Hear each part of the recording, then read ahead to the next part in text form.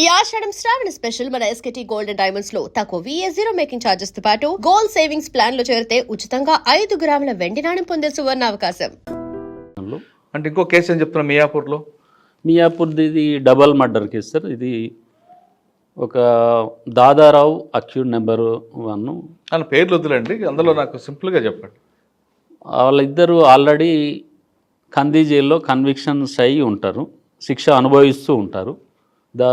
పేర్లు వద్దన్నారు కాబట్టి A1 అండ్ A2 అక్కడ వాళ్ళిద్దరు అక్కడ పరిచయం. వాళ్ళు డిఫరెంట్ కేసుల్లో మర్డర్ కేసుల్లో ఆల్రెడీ లైఫ్ కన్విక్షన్స్ తోటి ఉన్నారు, అంటే అక్కడే పరిచయం వాళ్ళకు. వాళ్ళిద్దరు కలిపేసి దాదారావు అనేసి వేరే బెయిల్ తోటి బయటకు వచ్చేస్తాడు. ఓన్లీ అక్యూడ్ A2 మాత్రం జైల్లో ఉంటాడు. ఈ దాదారావు ఇన్స్ట్రక్షన్ తోటి ఓపెన్ జైలు ఉంటుంది కదా సార్ కందిలో, అక్కడి నుంచి పారిపోతాడు. పారిపోయిన తర్వాత ఇతని A1 డైరెక్షన్స్ తోటి ఇద్దరు కలిసేసి మియాపూర్ లిమిట్స్లో వచ్చేస్తారు. ఒకరోజు వచ్చిన తర్వాత ఒక ఆటో డ్రైవర్ దగ్గరికి వస్తారు సార్. మియాపూర్ ఇప్పుడు ప్రజెంట్ మెట్రో రైల్వే స్టేషన్ పక్కకు ఇప్పటికి కూడా కొన్ని హట్స్ ఉంటాయి. హట్స్ దగ్గరికి వచ్చేసి హట్స్ దగ్గరనే వాళ్ళు ఆటో డ్రైవర్ స్టాండ్ ఉంటుంది, ఆటో స్టాండ్ ప్లస్ అక్కడే గుడిసెలు ఉంటాయి. ఆటో స్టాండ్ దగ్గరికి వచ్చి ఒక ఆటోని ఎంగేజ్ చేసుకుంటారు. దేని గురించి అంటే జహీరాబాద్లో ఇల్లు షిఫ్ట్ చేస్తున్నాం, అక్కడ నుంచి ట్రాన్స్పోర్ట్ పర్పస్ అనేసి వెహికల్ జహీరాబాద్ పోవాలనేసి తీసుకుంటారు. ఆ సందర్భంలో పక్క ఆటో వాళ్ళు అబ్జర్వ్ చేస్తుంటారు. వీళ్ళిద్దరు 2 వీలర్ మీద వస్తారు అక్కడికి. ఆ 2 వీలర్ను ఆటోలో ఎక్కించుకొనేసి వెళ్ళిపోతారు. ఆ రోజు మధ్యాహ్నం సాయంత్రం వరకు వెయిట్ చేసి వాళ్ళ భార్య నైట్ కంప్లైంట్ చేస్తుంది, మా హస్బెండ్ ఇట్లా వెళ్ళాడు రాలేదు అనేసి. నెక్స్ట్ డే మార్నింగ్ ఇస్తారు కంప్లైంట్. ఇచ్చిన తర్వాత రాలేదు. ఇప్పుడు రాకపోయేసరికి ఒక 4 to ఇది ఆగస్టులో జరుగుతుంది సార్. ఇది 2016. 17లో ఏప్రిల్ మంత్లో DI శంకర్ రెడ్డి గారు వెహికల్ చెకప్లో భాగంగా అదే ఆటో, ఇదేదైతే డిసీజ్డ్ ఆటో, దాని AP నెంబర్ తీసేసి MH నెంబర్గా చేంజ్ చేసేసి అక్యూజ్డ్ ఇద్దరు 192 యూజ్ చేస్తుంటారు. ఆ వెహికల్ చెకప్లో భాగంగా అతనికి డౌట్ వస్తుంది MH నెంబర్ను. అతడు ఆపినప్పుడు పొంతన లేని సమాధానం చెప్పడంతో వెహికల్ సీరియస్గా చెక్ చేస్తే చేస్ నెంబర్ తోటి ఈ మిస్ అయిన ఆటో టాలీ అవుతుంది. గట్టిగా ఇంటరాగేషన్ చేసినప్పుడు అప్పుడు A1 అండ్ A2 ఇద్దరు ఉంటారు, వాళ్ళు అడ్మిట్ అవుతారు కన్ఫెషన్లో. ఈ వెహికల్ను అతన్ని ఎక్కడ చంపారో తీసుకెళ్తారు. అది తీసుకెళ్లే సందర్భంలో జహీరాబాద్కు ఒక 10 kilometers ముందు ఈ డిసీజ్ను తీసుకెళ్లే అంటే ఆటో ఎంగేజ్ చేసి ఆటో డ్రైవర్ను తీసుకొని, ఎందుకంటే డ్రైవర్ చెప్తారు వాళ్ళ అది మొత్తం అదే సార్ వాళ్ళది రెగ్యులర్. అప్పటికే ఈ A2 మీద కూడా 8 మర్డర్ కేసుల్లో బుక్ చేసుకొని తీసుకెళ్ళేసి అతన్ని ముందు బాగా తాగిస్తారు సార్. పోయే క్రమంలో ఒక ముందు విలేజ్ దగ్గర లిక్కర్ తీసేసుకొని అతనికి తాగించి, వీళ్ళు కొంచెం కొద్దిగా తాగి వాళ్ళకి ఎక్కువ తాగించిన తర్వాత అతను కూర్చొని తాగుతుంటారు. ఆ సందర్భంలో ఆటోలో ఒకటి తాడు ఉంటుంది, ప్లాస్టిక్ రోప్. ఆ రోప్ సాయంతో మెడకు బిగిస్తారు వెనుక నుంచి. అతన్ని చనిపోయింది అనేసి కన్ఫర్మ్ అయిన తర్వాత అతన్ని పక్కకున్న రోడ్ పక్కకు కాల్వ టైప్ ఉంటుంది, అందులో పడేసేసి, అది ఫారెస్ట్ ఏరియా, ఎవరు అబ్జర్వ్ చేసేటోళ్ళు లేరు, అందులో పడేసేసి వెళ్ళిపోతారు. ఆ ఆటో తీసేసుకొని ఆటో ఎన్ని చేశారు. అటువంటి నెంబర్ ఆఫ్ కేసులు ఉన్నాయి సార్. ఇది వస్తున్నా అక్కడికి. అది ఆటో తీసుకొని వెళ్ళిపోయిన తర్వాత ఆటో సహాయంతో ఇక్కడ హైదరాబాద్ లిమిట్స్లో వనస్థలిపురం, ఇట్లా హయత్ నగర్, అట్లా మొత్తం 8 PS పరిధిలో టోటల్ 20 above కేసెస్లో, థెఫ్ట్ కేసులలో అన్నిటి కేసులలో వాళ్ళిద్దరు ఇన్వాల్వ్మెంట్ ఉంటుంది. ఎక్కడెక్కడ దొంగత చోరీలు చేసారో అవన్నీ ప్రాపర్టీ, దానికి సంబంధించిన ప్రాపర్టీ ఇక్కడ సీజ్ కావడం జరుగుతుంది వారింట్లో. దాంతోపాటు ఈ ఆటోను కూడా సీజ్ చేస్తారు. అక్కడ చేసిన ఇప్పుడు వీళ్ళు కన్ఫెషన్ ఇక్కడ అడ్మిట్ అయిన తర్వాత అక్కడ పోయేసరికి ఆ డెడ్ బాడీ ఓన్లీ డిసీజ్డ్ ధరించిన జీన్స్ ప్యాంట్ ఒకటి మాత్రమే ఉంటుంది. అక్కడ ఎముకలు ఉంటాయి అంతే, చెల్లా చెదురయ్యి ఎముకలు ఉంటాయి. ఈ పిఎంఈ కండక్ట్ చేసిన డాక్టర్స్ కూడా అక్కడికి వెళ్ళేసి అక్కడ ఉన్న అవైలబుల్ అయిన బోన్స్ అన్నీ సరి చేసేసి ఆ బోన్స్ డిఎన్ఏ టెస్ట్లు, మళ్ళీ అతని మదర్ అండ్ ఫాదర్ యొక్క డిఎన్ఏ టెస్ట్ శాంపుల్ తీసుకుంటారు. ఆ తర్వాత ఇన్వెస్టిగేషన్ భాగంలో టాలీ అవుతుంది. ఆ డెడ్ బాడీ కన్విక్షన్ అండి, అందులో కూడా లైఫ్ కన్విక్షన్ సార్. ఇద్దరికి లైఫ్ కన్విక్షన్ ఒక్కరి మీదనే ట్రయల్ జరిగింది సార్. ఆల్రెడీ అతడు జైల్లో ఉన్నాడు, జైల్లో నుంచి పారిపోయాడు సార్. అది దొరకలేదు. అప్పటి నుంచి మరి ఇక్కడ వేరే కేసులో తీసుకెళ్లారు. ఆల్రెడీ వేరే కర్ణాటక బీదర్ కేసులలో A1 ఇన్వాల్వ్మెంట్ ఉండే, అక్కడ తీసుకెళ్లారు. ఇక్కడ మళ్ళీ రాలేదు. ఒక ట్రయల్ అయింది, ఓన్లీ ఒకరి మీదనే ట్రయల్ అయింది. అతనికి లైఫ్ కన్విక్షన్ దీంట్లోకి గాను మళ్ళీ బాడీని షిఫ్ట్ చేసినందుకు గాను 7 years పనిష్మెంట్. కానీ ఒకటి 20 years కన్విక్షన్ ఉంది కదా, అదే కేసు 20 years కన్విక్షన్ వచ్చేసి పోక్సో కేసు సార్. ఈ పోక్సో కేసులో ఏంటంటే జేదిరిగుట్ట లిమిట్స్ పరిధిలో ఒక పాప 7 years పాప, ఆ పాపను మామూలుగా ఆమె ఫస్ట్ క్లాస్ ఏదో చదువుతుంది.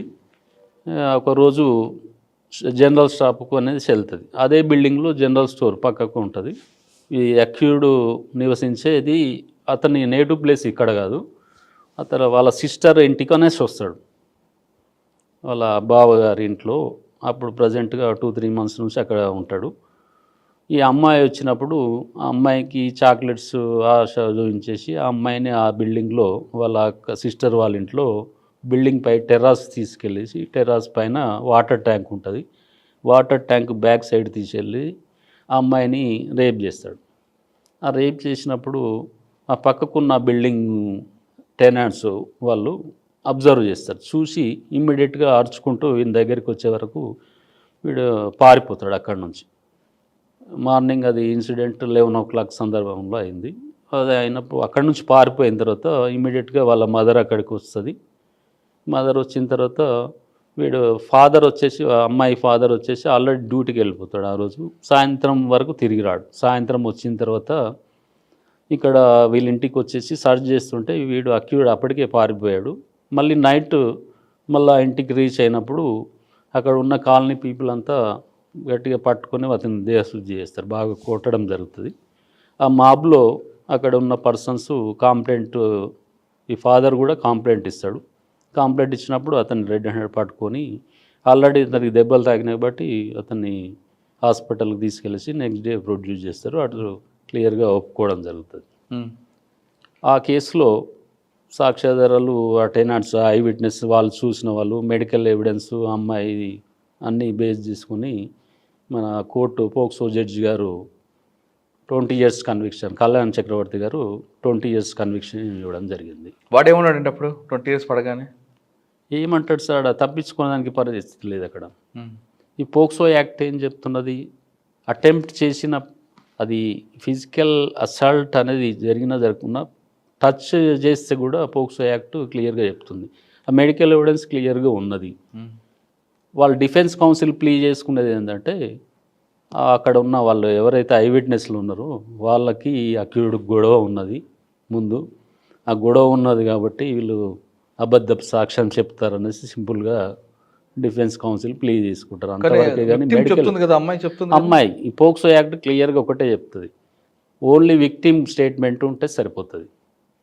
ఆ విక్టిమ్ స్టేట్మెంట్ బేస్ మీద లైఫ్ కంటే 20 years పనిష్మెంట్ వస్తుంది.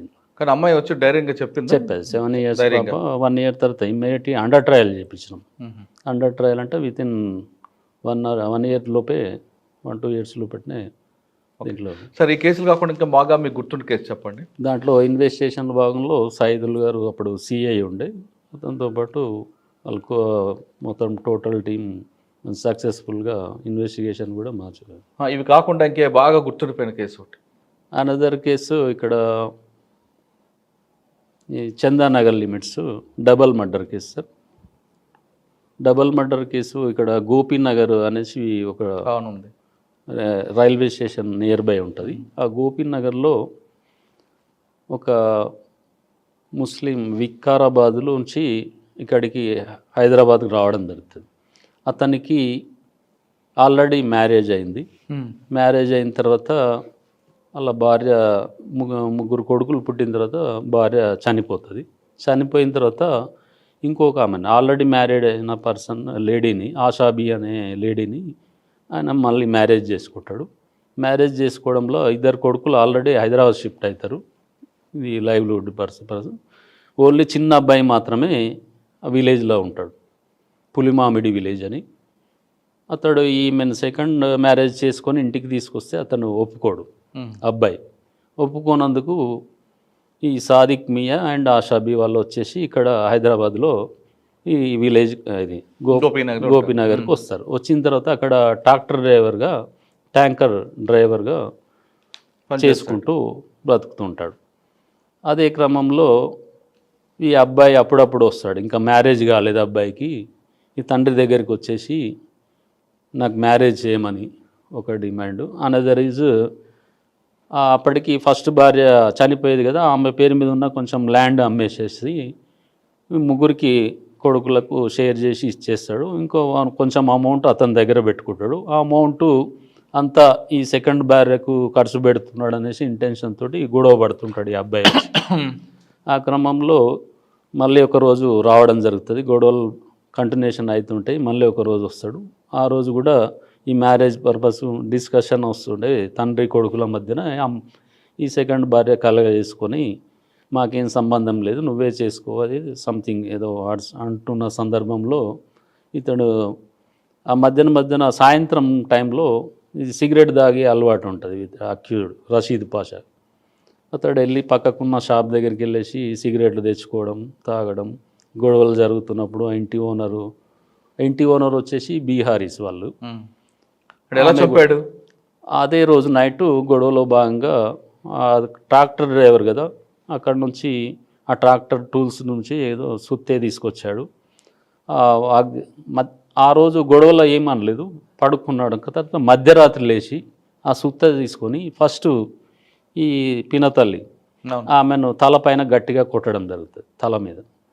ఆమె గట్టిగా అరిచే క్రమంలో ఆమెను దిండుతోటి ఊపిరాడకుండా చంపేస్తాడు.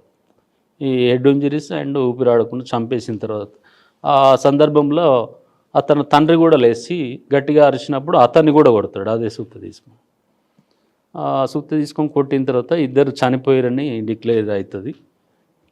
డిక్లేర్ చేసుకున్నాక డోర్ ఓన్లీ దగ్గరికి వేస్తాడు.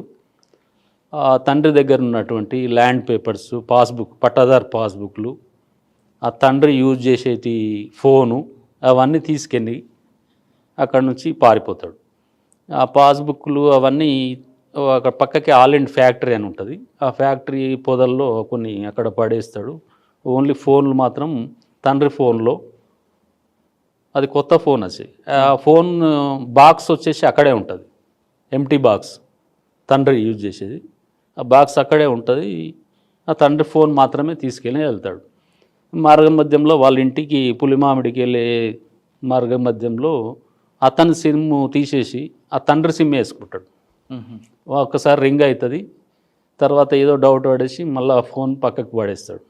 ఒకసారి మాత్రం రింగ్ అవుతుంది. అంటే అందులో కన్విక్షన్ వచ్చిందా? అందులో కన్విక్షన్ సార్. ఎంత వచ్చిందండి? వీళ్ళు అందులో కూడా life conviction sir, double murder case అది. ఈ అంటే అందులో లొకేషన్ డీటెయిల్స్ తీసుకున్న సందర్భంలో క్లియర్గా అక్కడ ఎక్కడి నుంచి ఎక్కడికి వెళ్ళాడు అనేసి అందులో టవర్ లొకేషన్ దొరుకుతుంది సార్. అందులో డిఫెన్స్ తీసుకున్న ఏంటి? డిఫెన్స్ తీసుకునేది సింపుల్గా ఈ భార్యాభర్తలు సెకండ్ మ్యారేజ్ కాబట్టి వాళ్ళకు కూడా ఇష్టం లేదు. ఆమె ఫస్ట్ ఈమె D2 ఉంటుంది కదా, డిసీజ్డ్. ఆ హస్బెండ్ కూడా ఉంటాడు. ఆమెను వదిలిపెట్టేసి ఈమెను పెళ్లి చేసుకుంది. వాళ్ళు కూడా కక్షలు ఉండొచ్చు, వాళ్ళ పిల్లలు కూడా వీళ్ళ ఇంటికి వస్తుంటారు, వాళ్ళు కూడా ఎవరైనా చంపిండొచ్చు, వీళ్ళు కాదు అనేసి అసలు వీళ్ళ ఇంటికే రాలేదు. మరి మీరు ఎలా ప్రూవ్ చేశారు? మేము క్లియర్గా టవర్లో ఇప్పుడు సిమ్ IMEI నెంబర్, ఇందులో ఈ కేసులో డెడ్ బాడీ దగ్గర దొరికిన ఎంటీ బాక్స్, ఆ ఎంటీ బాక్స్ మీద IMEI నెంబర్ ఉంటుంది. ఆ IMEI నెంబరు ప్లస్ అక్కడ అక్యూడ్ యూజ్ చేసినటువంటి ఫోన్ తోటి IMEI నెంబర్ టాలీ అవుతుంది. కాకపోతే వీళ్ళు ఛార్జ్షీట్ చేసినప్పుడు వీళ్ళు ఆ డాక్యుమెంట్స్కి సంబంధించిన కొన్ని ఫైల్ చేయలేరు. ఈ 2012లో కేసు జరిగింది. ఈ రీసెంట్గా నేను 2023లో ఆ సంబంధించిన డాక్యుమెంట్లు అనేసి మా ప్రాసిక్యూషన్ ఎవిడెన్స్ కింద మేము ఫైల్ చేసేసి దాంట్లో కన్విక్షన్ తీసుకోవడం జరిగింది.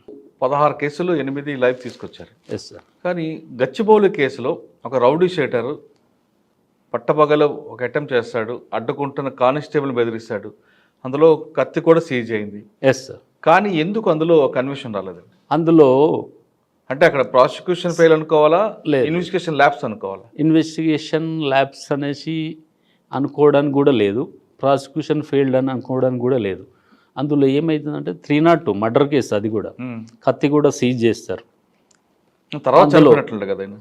ముందు 307 తర్వాత 302. అప్పుడే స్పాట్ డెడ్. అందులో ఏమైందంటే ది ఐ విట్నెస్ వచ్చేసి ట్యాక్సీ స్టాండ్ ఓనర్, అతను మహబూబ్ అనేసి అక్యూడ్ కమ్యూనిటీ డిసీజ్ అంతా సేమ్. అతడు ఏమైందంటే అతను చూసిన వ్యక్తి, అతని ముంగడనే జరిగింది. ఇమ్మీడియట్గా 164 స్టేట్మెంట్ రికార్డ్ చేశారు. అందులో కూడా అప్పటికే అతను నిన్ను చూశాను, కత్తి పట్టుకోవడం చూశాను కానీ చంపడం చూడలేదు అనేసి చెప్తారు. 164 కూడా అదే స్టేట్మెంట్ ఇచ్చాడా? సేమ్. మళ్ళీ మేము ఇక్కడ చెప్పిదానికి ప్రయత్నం చేశాము, అతడు మాకు సపోర్ట్ చేయలేదు. ఎవిడెన్స్ ఐ విట్నెస్ సపోర్ట్ చేయలేదు, అతను ఒక్కరిని మాత్రమే పెట్టారు. కనీసం అట్లీస్ట్ సీసీటీవీ ఫుటేజ్లు అవి కానీ పెడితే ఏమన్నా దీంట్లో రిజల్ట్ వచ్చేది. మరి ఏ విట్నెస్ ఐ విట్నెస్ అందులో కోఆపరేట్ చేయలేరు, అందరు హాస్టైల్. మెయిన్ ఆ రీజన్ తోటి ఆ కేసు అక్విటల్ కావడం. అంటే అది పోలీస్ ల్యాబ్స్ అనాలా? ల్యాబ్స్ అని కదా, విట్నెస్ సపోర్ట్ చేయలేదు. అండ్ విట్నెస్ సపోర్ట్ చేయకపోతే కేసు అవ్వదంటారా? విట్నెస్ సపోర్ట్ చేయలేదు, ప్లస్ ఈ కత్తి సీజ్ చేసినప్పుడు ఆ కత్తి ఫింగర్ ప్రింట్స్ కానీ అవన్నీ తీసుకునేది ఉండేది. దాన్ని బట్టి ఆ పార్ట్ మాత్రం ఇన్వెస్టిగేషన్ లోపాలు ఉన్నాయని చెప్పవచ్చు. ఆ ఫింగర్ ప్రింట్స్ తీసుకోలేదు. యాక్చువల్గా పంచు కనీసం కన్ఫెషన్ పంచ్ కూడా ఆ రోజు సీజ్ చేసిన కత్తి కూడా అది కాదని చెప్తాడు. అన్ని లోపాలు ఉన్నప్పుడు ఏ జడ్జి కూడా ఎవరేం చేయలేరు. అచ్చా, ఓకే, ఫైనల్గా వద్దామండి.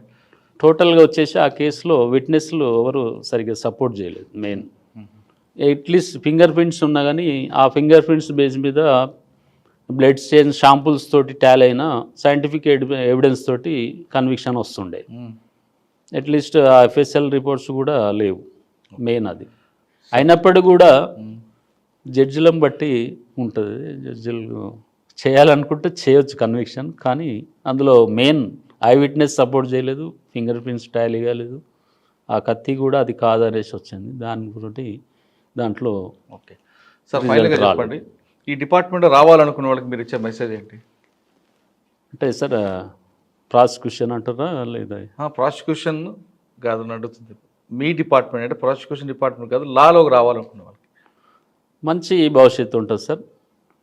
ఈ మంచి ఇంటెలిజెన్స్ సబ్జెక్ట్ ఇది. ఈ ప్రాసిక్యూషన్ ఇది క్రిమినల్ కేసులు చేసేవారికి చాలా డెప్త్గా ఆలోచించే ఛాన్స్ ఉంటుంది సార్. ఇలా ఒక్కొక్క కేసు నెంబర్ ఆఫ్ కేసులు ఉంటాయి. ఒక్కొక్క కేసు ఈచ్ కేసులో మనం డెప్త్కి వెళ్తే ఒక్కొక్క స్టోరీ ఉంటుంది సార్. సినిమా స్టోరీ కంటే సినిమా దానికంటే హిట్ అవుతుంది సార్. అటువంటి స్టోరీ ఉంటుంది ఒక్కొక్క కేసులో. ఈ ప్రజెంట్ రామ్ గోపాల్ వర్మ గారు సినిమాలు తీశారంటే ఇటువంటి కేసులలో సినిమాలు తీస్తే చాలా రీజన్ ఉంటుంది. అటువంటి స్టోరీ చాలా పెద్ద ఉంటుంది. ఒక్కొక్క కేసులో అంత డెప్త్కి వెళ్ళచ్చు సార్, చాలా స్టోరీ. దీనిలో భాగంగా నేను ఇప్పుడు నెంబర్ ఆఫ్ కేసెస్లో ఇప్పుడు జస్ట్ ఓన్లీ 3 కేసెస్ గురించి చెప్పాను. ప్రతి కేసుకు ఒక హిస్టరీ అనేది ఉంటుంది. దాంట్లో అక్యూడ్ మోటివ్ ఉంది, అతనికి గొడవలు ఎందుకు వచ్చాయి, దాని అంతా రీజన్లు చెప్పుకుంటే ఒక 10 అవర్స్ ఎబోవ్ పడుతుంది సార్ ఒక్క కేసుకు.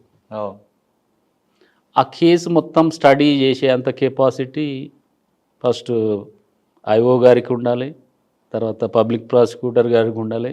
అదంతా జడ్జిమెంట్ ఇచ్చే జ్యుడిషియల్ ఆఫీసర్ కూడా అవన్నీ చేసిన తర్వాతనే కరెక్ట్ రిజల్ట్ వస్తుంది.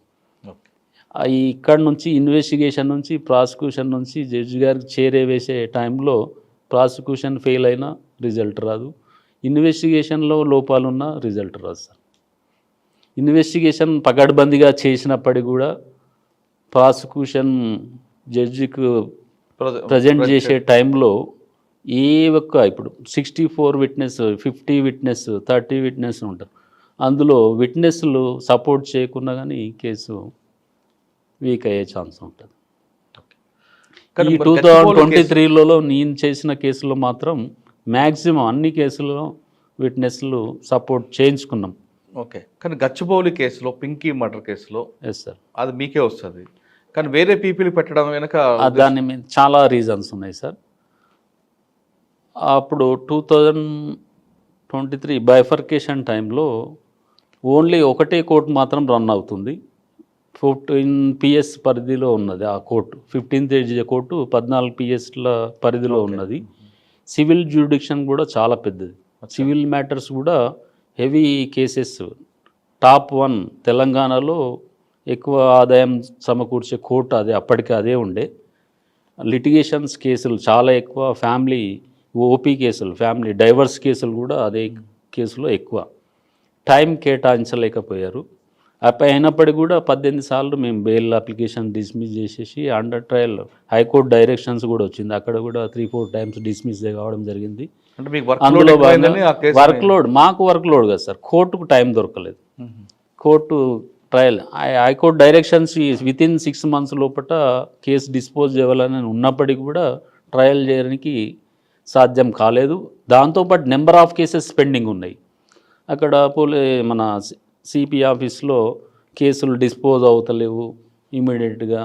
ఈ రీజన్ అంతా వర్క్ లోడ్ అనేసి ఎవరు చూడరు సార్, మా కేసులు పెండింగ్ ఉంటున్నాయి అంతే. ఆ ఉద్దేశంతో హైకోర్టు కూడా డైరెక్షన్ ఇచ్చినప్పుడు కూడా కాలేదు.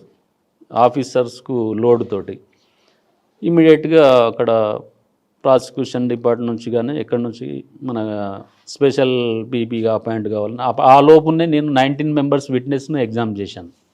అవుట్ ఆఫ్ 64లో 19 members చేసిన తర్వాత ఇట్లా స్పెషల్ పీపీ అపాయింట్ అయ్యారంటే నేను కూడా అతనికి సపోర్ట్ చేసుకుంటూ ప్రసాద్ గారు వచ్చారు. అతను కూడా అతను పనిచేసేది ఎల్బీ నగర్ కోర్టు. అక్కడి నుంచి ఇక్కడికి రావడానికి కూడా కొన్ని సందర్భాలు ఇబ్బంది అవుతుంటే అప్పటికి కూడా నేను సమ్ విట్నెస్ టైంలో మేము నడిపించుకుంటూ రావడం జరిగింది. అంతలోనే మళ్ళీ అతను టర్మినేట్ అయిపోయారు. అతను అయిపోయిన తర్వాత కూడా మళ్ళీ 1 year నేనే చూశాను ఆ కేసును. ఓన్లీ అసిస్టెంట్ ఐఓ సిఐ గారు రామయ్య గారు ఉండే, అతనిది కూడా ఎవిడెన్స్ నేనే జరిపించాను. ఈ కొత్త జడ్జి వచ్చిన తర్వాత ఆ లోపున డిస్ట్రిక్ట్ బైఫర్కేషన్స్ అయినాయి సార్. 2 కోర్టులు వచ్చాయి. ఆ 15th ఏడిజే కోర్టు నుంచి 6th ఏడిజే కోర్టుకు కేసు ట్రాన్స్ఫర్ అయింది. అక్కడికి వచ్చిన తర్వాత మేడం వచ్చిన తర్వాత కేసు పికప్ అప్పుడు స్టార్ట్ అయింది మళ్ళీ. అప్పుడు కూడా నేను రామయ్య గారిని నేనే ఎగ్జామ్ చేయడం జరిగింది. అతను కూడా నెంబర్ ఆఫ్ టైమ్స్ ఆ కౌన్సిల్స్ మళ్ళీ బెయిల్ ఈయన వచ్చారా కొత్త పీపీ గారు? Only last IO exam. ఇప్పుడు ఐఓ గారు ఉన్నారు కదా సార్, గంగాధర్ ఎవిడెన్స్ టైంలో ఈ పీపీ గారు వచ్చారు.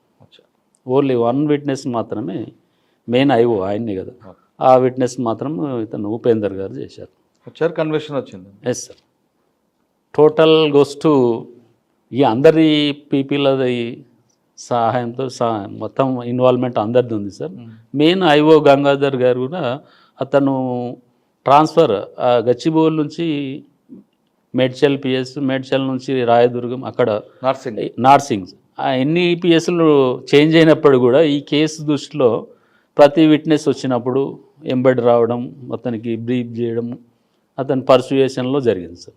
ఓకే, నేను అప్పుడున్న సిపి గారు ఇంట్రెస్ట్గా అతన్ని ఛాన్స్ ఇవ్వడం, ఈ గంగాధర్ సార్కు కేసును పర్సూ చేయమనేసి ప్రోత్సహించడంతో అతను కూడా ఫుల్ టైం ఈ కేసుకు లా ప్రొఫెషనల్ రండి. వచ్చిన తర్వాత ప్రతి కేసుకు ఒక స్టోరీ ఉంటుంది అంటున్నారు నాగేశ్వర గారు. ప్రతి కేసులో డెప్త్గా వెళ్తే ఒక సినిమా కథ రాయొచ్చు అంటూ చెప్తున్నారు. ఖచ్చితంగా అంటే పేదవాడికి న్యాయం చేయాలంటే లా ప్రొఫెషన్ ది బెస్ట్ ప్రొఫెషన్ అంటూ ఆయనకున్న అనుభవం చెప్తున్నారు. ఇది ఈ వారం నాగేశ్వర గారు ఇంటర్వ్యూ. వచ్చే వారం మరో గెస్ట్తో మళ్ళీ కలుద్దాం. అంతవరకు ఒకటే, ఏది ఏమైనప్పటికీ కూడా అక్యూజులు తప్పు చేసే సందర్భంలో ఎన్నో లోపాలు చేస్తుంటారు. అది ఎవరు కనిపెట్టలేరు అనేసి ఫీల్ అవుతుంటారు. మా ఎంత మేధావులు లేరు అనేసి ప్రతి కేసులో ప్రతి దాంట్లో చూస్తున్నాం. ఏదో చిన్న క్లూస్ వదిలేస్తుంటారు కంపల్సరీ. ఆ క్లూస్లో భాగంగా కానీ పోలీస్ డిపార్ట్మెంట్ ఈజీగా కనిపెట్టే ఛాన్సెస్ ఉంటాయి, ప్రాసిక్యూషన్ కూడా ప్రొడ్యూస్ చేసే ఛాన్స్ ఉంటుంది. అక్యూడ్ చేసే తప్పిదాలను రిపీట్ కాకుండా ఎంతటి మేధావైనా ఏదో ఒక క్లూస్ తోటి దొరకక తప్పదు, శిక్ష అనుభవించక తప్పదు అనేసి మా మెసేజ్ సార్. అందులో భాగంగా ఈ అవకాశం ఇచ్చినటువంటి మా prosecution director of prosecution madam Vyjayanthi గారికి ప్రత్యేకంగా ధన్యవాదాలు చెప్పుకుంటున్నాం. అదే ఇంత ముందుకు ఉన్నటువంటి సిపి సైబరాబాద్ సిపి గారు కానివ్వండి, ఇప్పుడున్న అవినాష్ మహంతి గారు కానీ, డీజీపీ గారి వాళ్ళకు నాకు ప్రత్యేక ధన్యవాదాలు సార్.